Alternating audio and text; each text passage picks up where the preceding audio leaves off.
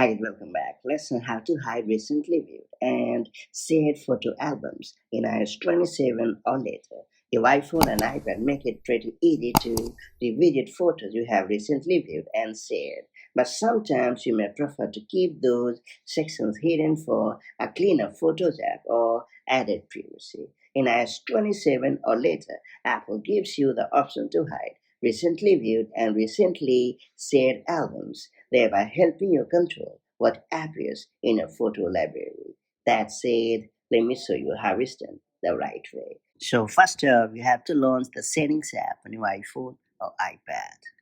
And then you have to scroll down to the bottom of the screen and choose the Apps option. After that, you have to scroll down a bit to find the Photos app and select it.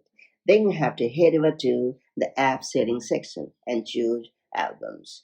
Now you have to disable the toggle located right next to Show Recently Viewed and Shared, and that's about it. From what I can tell, this simple setting can make a noticeable difference in both privacy and organization. By removing these albums from the Photos app, you can reduce clutter, keep your library focused on the collections that matter most, and prevent others from easily seeing which photos you have recently accessed or shared. The best part is that this change doesn't delete any photos or shared content. It simply hides the album section from view. If you ever want them back, you can re-enable them at any time with just a few taps. So keep this important thing in your mind, and I'll catch you up in the next one.